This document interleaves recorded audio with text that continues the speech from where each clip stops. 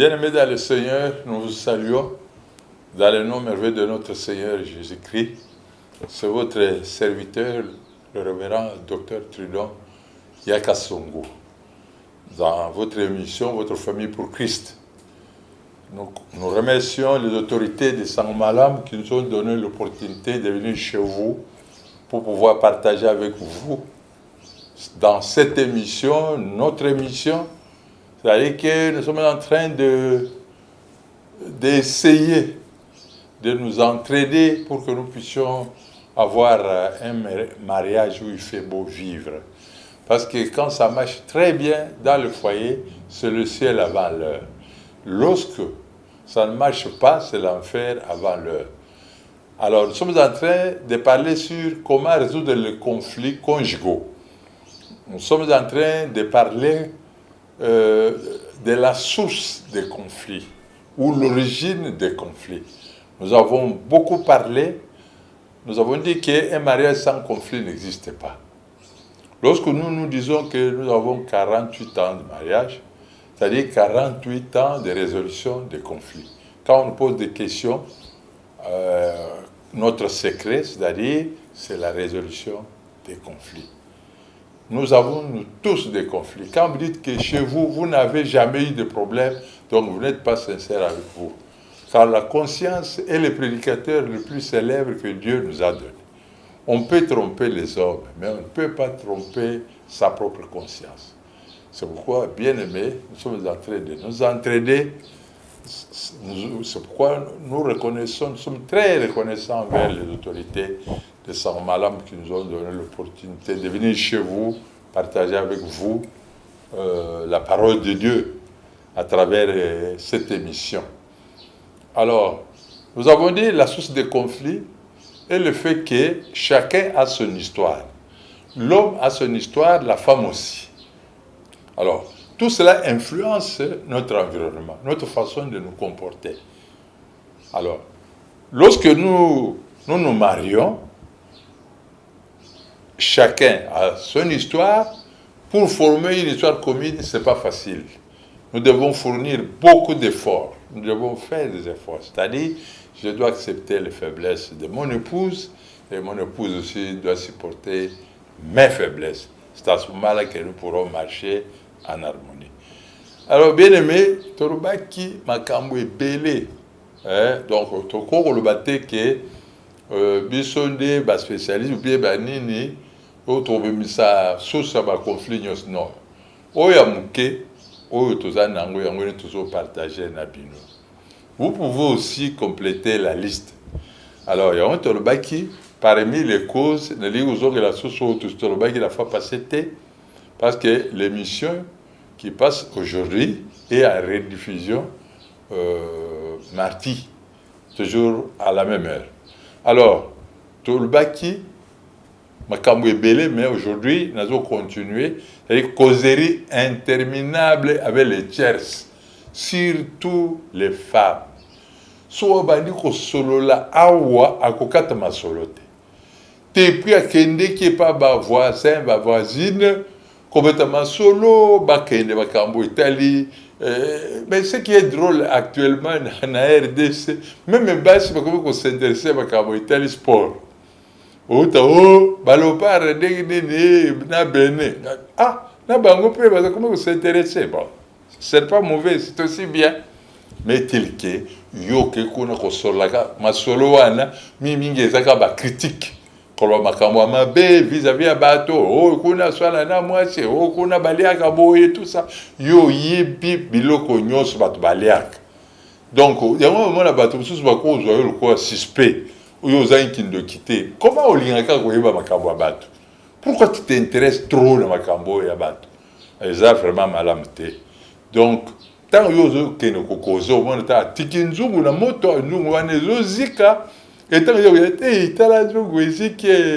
donc à cause des causeries interminables avec des gens de l'extérieur, ça vraiment malamté. Tu n'as pas le temps de causer avec ton mari, mais tu as le temps de causer avec des voisins.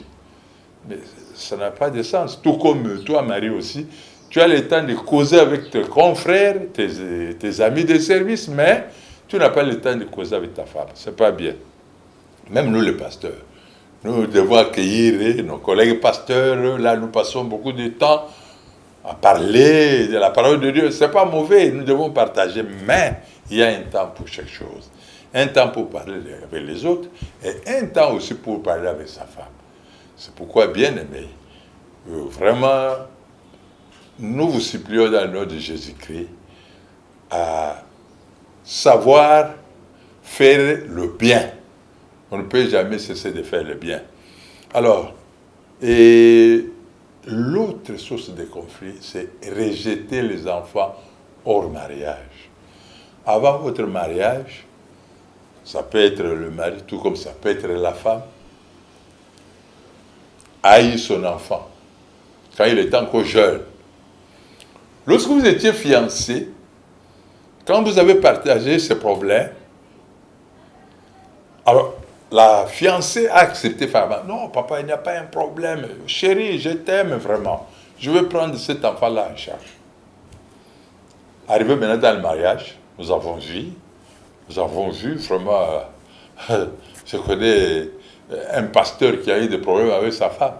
Cette femme, nous lui avons dit avant que, sache que tu dois savoir que ton mari a un enfant. Donc c'est un enfant qu'il a eu dans sa jeunesse quand il n'avait pas encore Jésus-Christ. Nous ne sommes pas enfants de Dieu, nous devenons des enfants de Dieu. Alors, quelque chose qu'on a posé quand on ne connaissait pas encore le Seigneur. Le Seigneur nous a déjà pardonné. Alors, cet enfant-là n'a pas demandé de naître. Et maintenant, toi, tu acceptes de venir vivre avec cet homme qui a un enfant, ou bien cette femme-là qui a un enfant, et quelques temps après, ça devient un problème dans le mariage. Oh, cet enfant, il faut aller au cacao. Ou bien gaï, ou bien moi. Ça, c'est pas bien. Ouais, les amis à la montée. Ouais, on a payé. Mon bel isiko, tant oiseau, mon moi, naïe. Oh, il y a Bota, tout ça. Bah, monsieur, sur le moi, nango, peut-être dans 5 ans. Azo mon wana en charge, mais c'est quoi yo yé nanda et tant yo zaki boza ba fiancé, o bana ozoko tout mwana wana bozo ken naye pa na bino et comme aboyi quelques temps après, tant boye ko bala na boye o changer face. Et comme que ngai na jira na vie na ngai ke na ko bala mobile yo azana mwana te. Ozo mona te ke wana zo bimaluko ata kizengi yango. Wana ozo vraiment kizengi te wana suka ya zo ba penza. Parce que quand vous venez dans le dialogue pastoral, en tout cas, comme je suis très dur de ce côté-là, il a fallu que tu dises ça. On dit mais maintenant tu commences à nier, tu commences à te révolter, tu commences à créer des tensions inutiles. Mais ce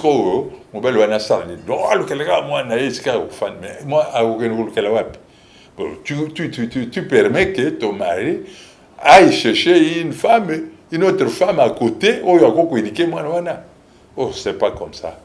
Donc, lorsque nous nous marions,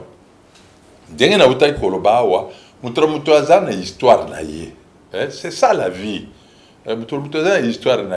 Il faut accepter la personne du moment où il faut bosser na passé naïe. Passer naïe, il faut bosser na yango. Alors, yo pe mbali n'est pas dit que ba mususu pe faute za biso moko mibali. Osana moi pousser na yo mais tikalo yo ça moi c'est na yo te. Alors maintenant tant que moi c'est comme na ndako abanda ko yoke pa ba finalement oli ngate moi no yo fandeka ka. Wana tout cas za malamte. Wana lorsque tu es dictateur, tu vas encore créer plus de problèmes que à résoudre. Alors, on a les enfants, rejeter les enfants au mariage, et même un problème. Ça peut amener même le divorce. Pourquoi yo li moi alors qu'il n'est pas dans ville comme ça, n'a pas l'eau, il supporter moi et c'est ce qui pousse même, c'est tout le temps où yo tient dans mon bal. Hein? Que bien que as un chrétien. Aux autres ont essayé de sous que non, moi on a zone pas maman na, siko azon et pas maman na ye, siko do mobile na yo, akenda couper sa mbongo akule akuna. Maintenant, qu'est-ce qui va se passer après? Nzungu akala. Ozo c'est ouais puis nzungu ya kala. Alors maintenant, nzungu akala wana kuna Bible eloba ke fuyez l'impudicité. Bibi et le bâté qui résister. Donc, aux autres, il y a un mobile, à résister. Or, c'est pas comme ça. Tant que vous avez qui ne résister alors que c'est pas biblique, un jour, à quoi il alors, soit avec quoi il moi, soit encore, bloc en dénouant, va baler à hors-jeu. En tout cas, barataka, un militaire, on a babo, il a s'est retrouvé enceinte. On a dit, oh, encore, encore, boy, dénéné, à quelque part, ça chose dans moi, soit, non, babota, et moi, à qui la faute maintenant? Donc, on a déjà pu créer des problèmes. Ils ont vraiment mal habité. Alors, jalousie exagérée de la femme. Non seulement les femmes, mais y compris aussi les hommes. Quand on va citer la jalousie ma casse. Jalousie, nous devons comprendre que c'est tout à fait normal. Ce qui, par exemple, Tobalani, dès que nous avons passé, c'est-à-dire qu'il peut y avoir une relation sous ya kalawan. Alors, tant que yambi yesu, l'inkolobake, makambo kala, il faut tout tikayango. Alors, dans ma casse de biso, mais lorsque nous demandons la grâce de Dieu, toujours bon de la route, qu'on refuse, qu'on révoque, c'est à ce moment-là que le Seigneur va agir. Alors, il y a des malamoutés que jalousie exagérée. Balbi jalousie exagérée dès toujours le bas. Et ça le moins namana kitango sur na serwan. C'est tout ça on va le responsable de l'église. Namana kidi bozo sur na serwan. Namana ko to sera ko bani ko lemisa miso. Ah, yonde spécialiste ya ba de miso le mak. On a déjà que ils ont vraiment malamouté, parce qu'il arrive des fois, jalousie mal placée. Donc, ils ont vraiment mal placé, ils ont vraiment malamouté. Ce que Zambé, Aliya Bimeso, Nekran, Robimisayo, vous savez, un homme trop orgueilleux vis-à-vis de sa femme. Comme il est à Tanga Mingi, moi, je suis à Zakaka D6, il y a Zaki licencié à français, Koleka Chirac, Koleka Mitterrand, na Macron. Donc, français, Milaï, so moi, ça doit quelque chose. Oh, il faut faire l'université pour comprendre certaines choses. Tu as un retard d'à peu près 100 ans. Moi, je suis en avant trop orgueilleux. Moi, ça le balicamté. Mais il est arrivé un jour, nous avons mis un écran. Chaque fois qu'ils m'ont communiqué, veillez à quelque part. Alors, il faut qu'il y ait des cas. Moi, j'irai à la veille. Croyant que, à ce qu'il n'a veillé, mais à ce qu'il n'a puis, à ce qu'il n'a au tala, ma kangonaï. Alors, moi, c'est comme qui ma camarade, comme qui vraiment, il y avait. Chaque fois qu'il a veillé, il faut qu'il. So moi ça me retourne. Toi tu crois toujours qu'il n'a pas bassina qu'il ressemble donc pourquoi ça y est. Il était le premier à pouvoir rapporter donc en différé ce pasteur là a prêché c'est terrible. Donc, aux cas, ceux qui sont tout ça. En ce temps, il s'est déshabillé. En se déshabillant, qu'est-ce qu'il a constaté? Risque du métier. Hein? Donc, il est, et si quelqu'un a là, avant ça, il s'il peut naï, sous-vêtement naï, kuna, à la tia moi, soit à zongi dans mon andagonaï. Et tant qu'il y a ça, longolango, à zo longolango, moi, c'est Azotala. Il y a des commentaires, oh, prière, bon, louange, tout ça, le val. Moi, c'est Aïe Kaboué, Aïe Kanyi. Donnez-lui là-dessus, pas basse. Ah, mon bel homme, le roi, mais le roi qu'on a vu, ce qui est indégné, il a indégné. Mon nom, quoi, ou Azotia, mon nom. Mais quand il s'est regardé, il a constaté effectivement, petit one, Kosinga, Pessinga, slipper, Bassi, Tekelinga, coûte cher, $15. Mais maintenant, quand lobby. Moi, c'est là, il y a 6 000. Oh, il y a Kaloy. C'est comme Non, il faut, du Cambo, il faut comme un pas pasteur. Non, makambo so so chéri, tu vois, réseau de Bissomoko, l'imsangai, na salaki, accident. Ah oui, tu vois, c'est le risque du métier. Depuis ces jours-là, orgueil ici, là, qui a comme au bon de la moitié. Moi, ça va nous quand même ça qui n'est pas là-bas. Tu vois, comme au bon de la moitié, oh chéri, l'imsangai, c'est ça. Donc, ce Moutou a eu ça. Un jour, nous avons un écran. Ça ne sert à rien, il y a une jalousie exagérée, ou il y a créé même un problème, ici que problème est athée. Vous avez mal. Visite trop fréquente de la femme auprès de ses parents, ou bien de l'homme aussi auprès de ses parents ou ses amis. Visite trop fréquente. Awa bazolo ba makambo telle visite à tout moment kaka. Tout le temps kaka pas ba parents. Tout le temps kaka pas ba parents. Et pas ba parents wana makambo ni bokenda ko sola kona. Au moins au komi kono yo zaki na yo bien sans problème. Mais tant yo koma kuna bo bazoto na ben. Ya elambo lati. On dirait que il y a 3 ans na mona yo na. Oui oui. Ah, ya oui mbali ya sombela obila baté. Yosko sali attention au kanya etant yoko ya kuna kanda mobali atuna yo boy ozo répondre ka mabe yo éviter o éviter on est no sombela ngai là-bas o même pas problème on même problème la kati ya ndako. Alors tu vois ça, or ce qui passe à moi c'est à meilleur ça dit ah maman crise o ezana kilo yo zo mona ngote tika ya sombela ngai. Il faut savoir défendre son mari auprès de ses parents, auprès des tiers, auprès des amis. Il faut savoir défendre aussi sa femme. Et non, moi je n'ai pas toujours oui, même un gars ne s'est pas remarqué qu'il y a un so le bon mot au moi c'est ça vraiment malade. Donc on a faut tout éviter. Pendant tu éviter ma visite trop fréquente et pas ma beauté. Tu le qui quitter, tu expliques ce que c'est quitter. Alors, Yangonde, Awa, tant que tu le visite. C'est pour ça, par exemple, vous salez 3 ou 4 mois, voire même 5 mois, ni moi, si ni mobile, tout le monde n'est pas parenté. Les jours où vous allez proposer que non, c'est dimanche, tu as un hôtel parent à moi aussi. Pour que vous rentrez dans une visite, si vous avez quelque chose, vous allez voir comment on va vous accueillir. On va accueillir bien pesant. Alors, ce qui va être beaucoup vous voyez que ça c'est une valeur.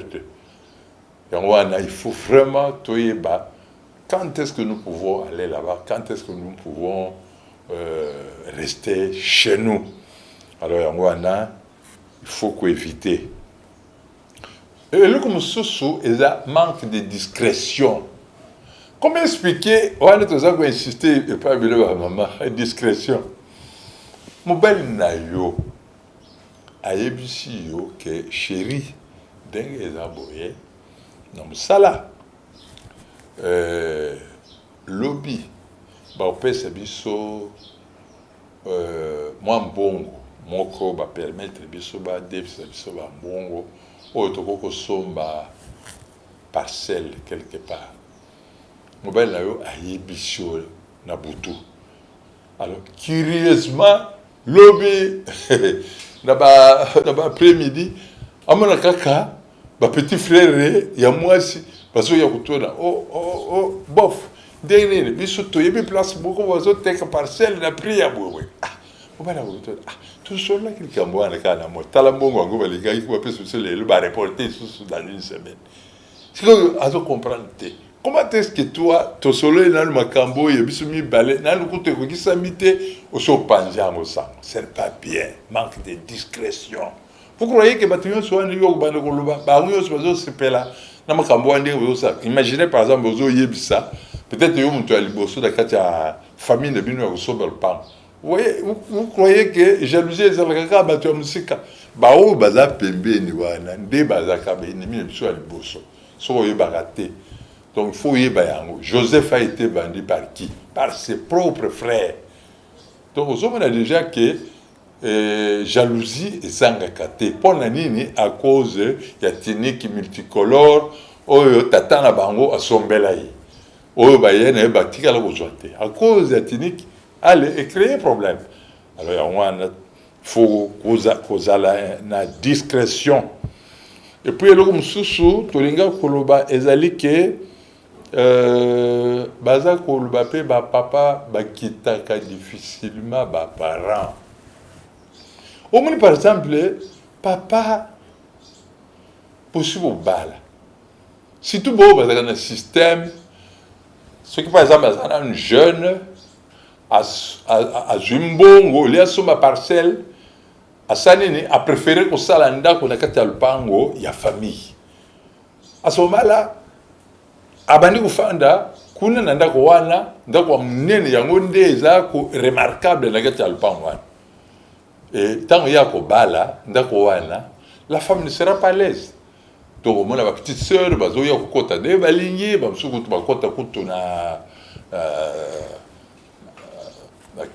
chambre à coucher, tout ça, et ça vraiment malamité.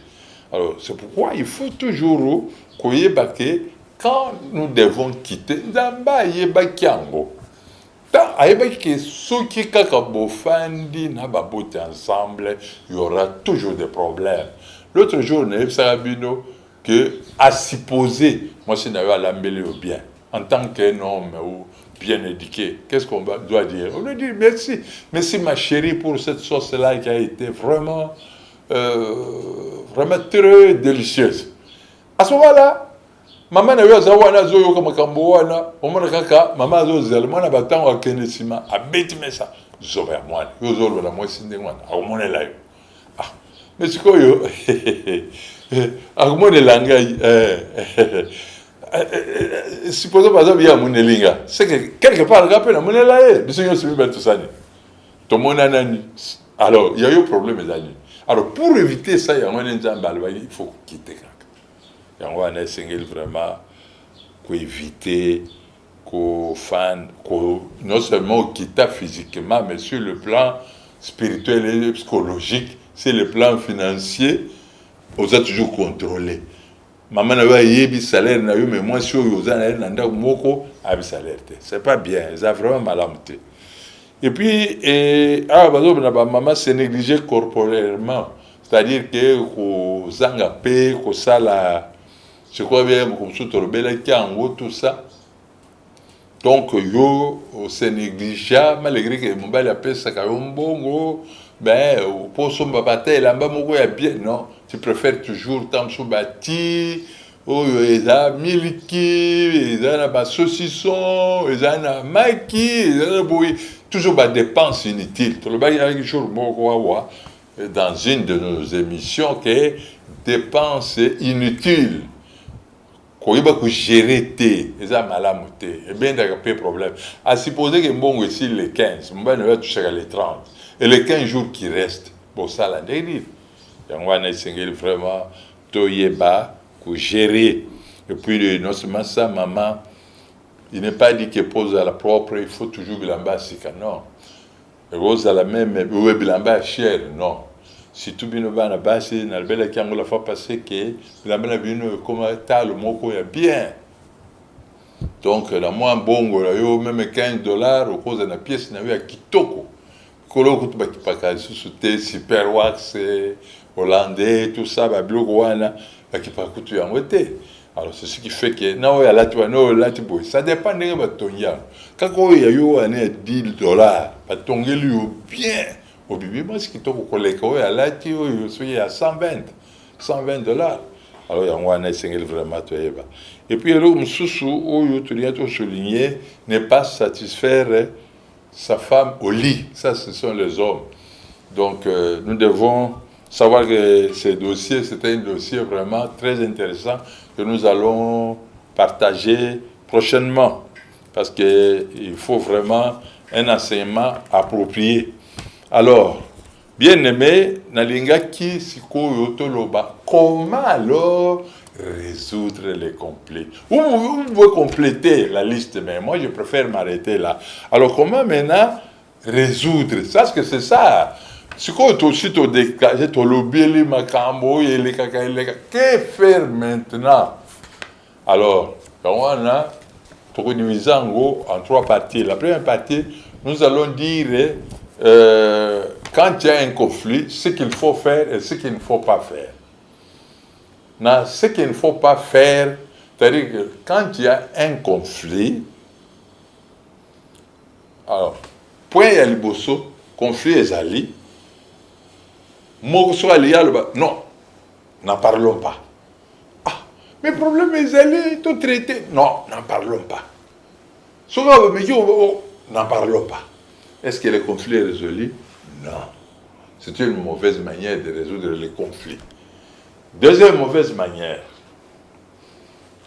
Il y a un conflit, vous dites, nous en parlerons plus tard. Ce plus tard-là ne viendra jamais. À chaque fois que Baliga va soulever, nous en parlerons. Je sais qu'il y a Tokolobela. Un jour, Tokolobela Likamboa. Toujours ça. Tu ne fais que reporter. Pendant ce temps, mon ninga est à couronger. Problème, est à couronger. Donc, ce n'est pas bon. Ils ont vraiment malamité. Ils ont une mauvaise manière de résoudre un conflit. Troisième mauvaise manière, c'est-à-dire, si ça continue comme ça, autant nous séparer. Ah, on a des faiblesses, vraiment. Autant nous séparer. Voilà là. Si c'est comme ça, autant nous séparer. Même si vous vous séparez, vous croyez que vous allez trouver une femme qui va descendre du ciel, ou bien vous allez trouver ou bien un homme exceptionnel. Non. Vous aurez toujours des problèmes. Quel que soit votre niveau intellectuel, niveau, je ne sais quel niveau, tout ça, mais vous devez savoir que vous aurez toujours des problèmes. Quand on parle des problèmes, il y a aussi une solution. Surtout nous qui sommes en Jésus-Christ. Nous avons la possibilité de résoudre les problèmes. Ce qui est le problème, on est l'équipe sur ma casse. Donc nous devons trouver, par exemple, quelqu'un. Alors, quel est le rôle des parrains? Surtout bien aimé le Cambo Italie, parrain de l'Ikambo Muneno et la Léa Koye Bisabino. Le rôle toujours pour nabiponer là, parrain. Avant pour na parrain, il faut se poser la question. Est-ce que Moutoyo na poni? Est-ce que famille yo yaye mogo? Ou yaye mariage? Est-ce que Aza un exemple à suivre? Pas seulement l'aspect de l'église, oh, alléluia, amen, alléluia, amen. Non, c'est pas ça. Donc, il faut qu'il y ait malade. D'engni vivre dans moi sinaye. Est-ce qu'il y a, on aura moi si est-ce qu'il y a personne d'autre? Bah, qu'il y a l'État, bah, il y a une église. À vos parents, il faut y ait malade. Il faut y ait bon, moi si. Est-ce que par hasard, Azana soumis sonité? Est-ce que Azana biloba le batté? Est-ce que Aïbe pour garder secret? Et puis sur le plan spirituel, engagement à Moutoyo Kozua comme parrain. Azandénine, est-ce que vraiment c'est quelqu'un qui se donne au Seigneur? Bon, dans une église à ça comme ça là, il faut poser des questions. Puis tout comme du côté de la femme, moi je peux dire, est-ce que Aza vraiment engagé dans le bandambe ou bien Aza Moutou, chrétien molasso, c'est-à-dire un jour, un mois, il a été, donc quand on pourquoi bazar moi moyen, allez, pour poni bango, bazala ba parrain. Pour nanini, et bien les bazos, parrain, oyo, à quoi qu'on louelenga sale. C'est bien, bah louele yo sale. Et après, yon dimi mutuana, qui aya kusimba bino, ko louele bino sale, ko futa, bambongo, ko supporter, donc, bah fête, ou bien ensemble aux vestes, ensemble aux pièces, donc des choses comme ça. Alors maintenant, qu'est-ce qui va arriver après? À supposer que cet homme-là, c'est un païen. Il y a aussi un nid. Ah oui, il y a aussi un bel naïf. Ah mais non, fils, viens un peu. Accompagne-moi ici. Allez, baké wapi, baké na katia hôtel. Kuna, azakana makango na yekuna. Si vous m'avez dit, comment vous avez dit, maintenant, les lobaki, lobaki, lobikune baki il sous. Mais qu'est-ce qui va se passer après? Qu'est-ce qui va se passer après? Finalement, yépé, aujourd'hui, makango. Voilà ce que tu as cherché. À cause à l'okoso. Puis, toujours plus bien nous conseiller. Hein?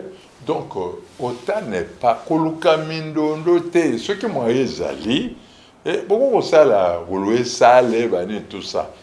Mais ce qui m'a ezali en côté, ou bien, boulouki une parcelle, ou bien quelque part, beaucoup de ça le fait dans les temps d'ailleurs, fête, mingi, banda kuleka wapi, une église. Mais les lots, une église, couteau, bandi bibaya kasusute. Bazozela kaka o fete o ya pourquoi kunande bake kulata bilata la tsamsusu so tali tenu au kondimateke au mwanza.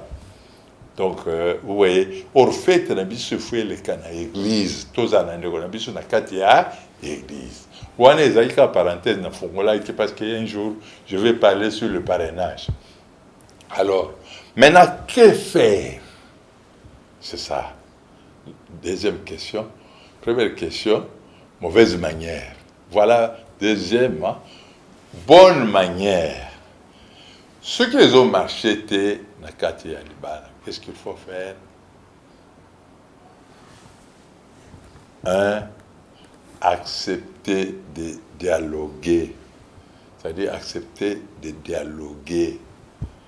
Même à tard, ils ont dérangé, bozala. Nathan Yamasolo. Accepter. Faut pas dire que je n'ai pas besoin de conseils. Oh, non, moi je suis fatigué. Oh, c'est ça. Les gens malades, il faut qu'on résolve. Si on a insister, c'est que le Rwanda est ça là est passé. Et tant que vous résoudre yangote, et vous continuez à ça là est passé. Alors, le Rwanda bosso accepter beau bolobela likamboana. Yami balé Sengei Bossalanini, manifestez votre mécontentement avec un ton calme, sans crier. Parce que vous comprenez? Manifestez votre mécontentement avec un ton calme, sans crier. Encore un ancien mobile dans l'église, encore un pasteur, encore un boy. Et aujourd'hui, ça se bon. Tu vois ça, quand tu commences à tonner, on ne peut pas répondre, à tonner, finalement, tonner, fin de fait, accrochage.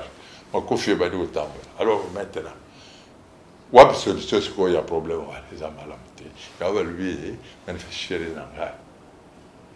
Nalinga kayomingi kasi likambo oyo yosalanga pasi soki vraiment okoki kosala ke osala mpe effort kozonga retard naza kozongela yango lisusu eza kaka zuwa te oza mpe mwana bato lelo soki ozwi likambo kuna bakotuna kaka ngai alors yango wana omonaka ata basusu na lolo bazongaka mpe na ere ya malamu. Avec cette attitude-là, attaque mon toango azaka zoba ndeni. Non, il n'est pas comme qui dit ça à Koyokayo. Alors, c'est très important qu'il faut manifester mécontentement nayo avec un ton calme, sans crier. Troisième et dernière solution. C'est-à-dire que faire? Alors, suivez le schéma à 6 étapes. Quel schéma? 1. Définir le problème. Et le traiter. Si c'est un problème, il y a Minerva la panne, et vous avez le problème, il y a Minerva il y a panne. Il faut définir les problèmes. Les grands problèmes, que tu veux définir le problème, même dans le dialogue pastoral. Oh, moi, ça se passe. Otuni yango mbali yango eza pe na eloko moko positif ça te papa caractère na yema be ya za makambo mabe bon est-ce que côté ya mbongo ndene te papa côté wana na longola kaye ikomi so longola kaye côté wana azolo bake makambo yonso mabe. Alors vous voyez les vraiment malamu te. Il faut définir quel est le problème. Je veux vous donner un petit exemple. Alors, il est arrivé un jour où il y avait une maman diaconesse de mon église. Mobali, Azaki peut couiller l'église. Il est arrivé un moment, Mobali Azaki sous comment en église. Alors, un jour, elle dit, bon, on a quelqu'un de côté là-bas. Juste quand je venais là-bas, il y a eu moi sur le bande. Ni ni oh babenganinga. Pourquoi babengani yo? Oh à cause de moi na sauce. Oh. Babengani yo ka pona moi na sauce moi na sauce ça ni. Oh abunga ki yango. Ah. Bon, tout ça. Vous savez, donc être pasteur c'était un boulot à risque. Au côté de son pasteur, attention, hein, moi je vous respecte beaucoup. Aujourd'hui, je n'ai pas besoin d'exhortation. Pas d'exhortation aujourd'hui. Alors maintenant, qu'est-ce que vous devez faire dans mon frère? Hein? On va causer même pendant 3 minutes. Oui, je vous écoute. Ah, papa, vous venez de moi si vous avez un moi la sauce vraiment. Non, moi je suis à l'ambela caillou. Non, moi la sauce soit pied. Oui, mais pasteur, vous commencez moi sur vos PC, ma responsabilité. Quand ma maman diaconesse, mon bimba, même d'accord, toujours des ordres. Lundi, moi la sauce soit bon. Mardi, moi la sauce soit bon. Le mercredi, moi la sauce et bon, j'attends mon pasteur. Ah, maman, je ne peux avoir aucune église. Il faut quand même me bon ça. D'accord, hein? T'as la seconde, mon ben, là, des raisons s'il te plaît. Est-ce que vous êtes disposé aussi? Ne parlez pas, mon ben. Ce qui se crée, non, quand mon ben, la quartier, excusez, pasteur. Attends, mon pasteur. Il n'y a pas seulement ça. Pasteur, au moins, puis moi, c'est mon bimba, là, la canne à collant. Tant que on a une salle, on est semblant. Derrière, on a une intelligence renouvelée. Le spirituel. C'est-à-dire qu'il y a une salle, on a un mois semblant. C'est vrai ça. Oui, papa. Alors, la canne collant. Bon. Yo, là, la canne collant. Le collant, on a tombé le lot. Ah, mon père, tu as eu qui dégoûte. Pasteur, tu es un homme de Dieu, tu restes debout comme ça. Non, entre dans la maison. Oh. Tu côté tu tout ça. Effectivement, la femme a sorti le collant en question. Nous sommes allés brûler ça. Donc, vous comprenez? Alors, quel était le vrai problème, hein? Quel était le vrai problème? C'est le refus volontaire des relations sexuelles de la part de la femme. Donc, vous menez les vrais problèmes. Souvent, Bozo fait traiter des faux problèmes. Alors, le vrai problème est là, mais Bozo, alors Bozo tika les vrais problèmes. Alors, je vois là, tango, Nazo Zonga Boyo, oh, pasteur, qui t'a diminué, ce qui m'a dit, pour Bakisata, 40 chaises. Merci beaucoup, papa. Oh, papa, pasteur, on peut oser moi descendre le pesa, papa, n'a risqué que tu m'as confié. La poche, vous voyez, il faut savoir définir le vrai problème. Décider de le traiter. Il faut qu'on décide pour traiter le problème. Il ne faut pas reporter ça, tout ça. Il faut qu'on décide, il y a qu'on traiter le problème. Troisièmement, formuler des solutions. C'est-à-dire que pour les Cambodgiens, qu'est-ce qu'il faut faire? Vous avez vu, moi peut-être vous direz que j'ai été très brutal, mais c'était la solution. À ce moment-là, il fallait cette solution. Il fallait brûler ce truc-là qui faisait donc obstacle quand il y a couple. Donc, il faut formuler ma solution. C'est-à-dire que vous avez 3, 4 solutions. Et puis, quatrièmement, choisissez la meilleure solution. Les Cambodgiens, pour tout trouver solution, pour essayer là, qu'est-ce qu'il faut? Il faut topona. Oui. Pour la vie, toujours qui décision de brûler. Voilà. Et puis, c'est très important. Et puis, cinquièmement, non seulement pour choisir, mise en pratique. C'est-à-dire que dès que vous avez une décision, non, papa, décider donc la meilleure solution, mode d'application de l'instant où vous traitez les problèmes, automatiquement, il faut passer à l'action. Je sais que vous allez dire, ah, papa, vous voulez que il faut toujours qu'on soit. Non, chérie, à partir de l'élo, zonga naere malam. Chérie, à partir de l'élo, donc salaire rango, au bano à partir de l'élo, bon, on a un commerce, au bano ango. Donc c'est ça, à partir de l'élo, on a un sala boué. Et sixième, dernier point, c'est-à-dire que évaluer la décision. C'est-à-dire que décision est-ce qu'ils ont marché bien ou bien ils ont marché bien? Si ils ont marché bien, gloire à Dieu. Si ils ont marché bien, boké les sous na moi nani paquet na bino ya ba solution botiaki boponio ana mususu m'équiper. À ce moment-là, jusqu'à ce que beaucoup comme na oyo beaucoup qui appliquer au beaucoup en pratique. Et on est bien aimé dans le Seigneur. Je sais que résolution des conflits est ça un sujet vraiment très intéressant, mais un sujet aussi complexe. C'est-à-dire que moi, je ne peux pas dire, prétendre aujourd'hui que dès qu'on a le bino boyé, donc c'est-à-dire c'est facile. C'est facilité. Mais c'est quand même volonté. C'est-à-dire, de part et d'autre, il faut qu'il y ait la volonté. Quand on dit que moi, c'est un balso balingani. Quelquefois, tout ça, là, semblant. Ceux qui ont marché dans le quartier de Libala, moi, c'est Azana Kimiate, mais par contre, nous avons des gens, ils ont un problème, ils font semblant. Babundi, dimanche, babundi, babetani, makofi, tout ça, non. Tout ce qu'on a, nous, tout une église. Après, tant que tu as, tu continues. Ah! Donc, au roman, on a une église, t'as net basantu, t'as net basotambola. C'est tout ça, mon les ascenseurs, t'as la mobile de marche, mon santo n'est pas. T'as la moi si. Alléluia, on va parler la langue, les autres toquent tout ça. Mais après le culte, on est sorti, ça va. Oh, papa, Zambazo Sunga vraiment. Comment Zambazo Sunga n'a pas ma coffee. Zambazo Sunga n'a pas ma coffee. Ils ont vraiment mal à monter.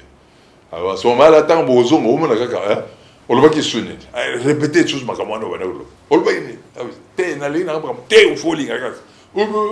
et bandit tous. Vous voyez, c'est pas bien. Dans le bac, l'autre fois que vous scandalisez les enfants.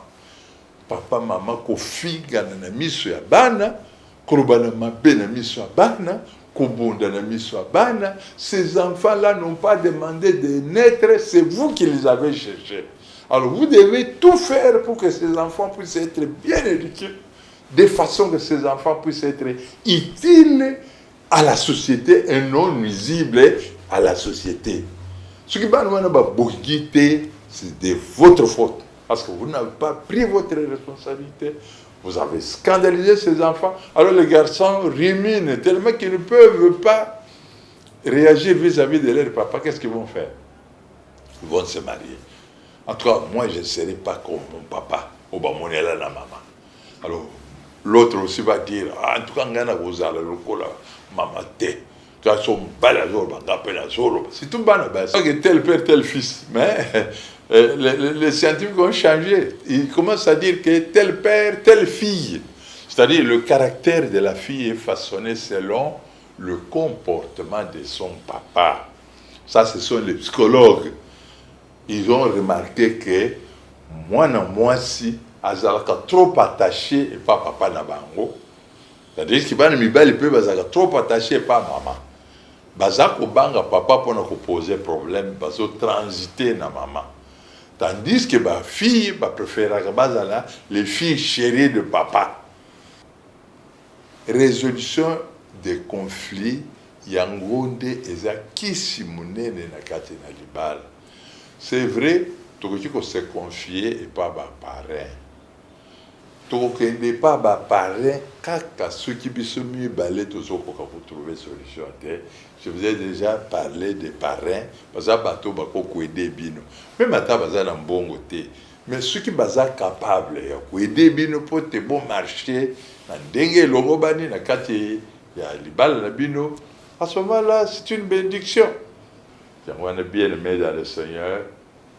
Tu peux bino merci de bolandi biso mukolo lelo tikankolo na biso apambola bino gai révérend Trudon yaka songo naza mutu représentant légal il y a communauté MR 83e il y a SCC c'est-à-dire tous allés sur Kola numéro 108 tous les mercredis à partir de 9h.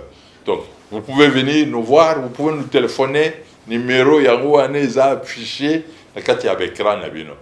Zambe na biso apambola bino, apambola réalisation na bandeko nyonso bazali kona la technique. Au nom de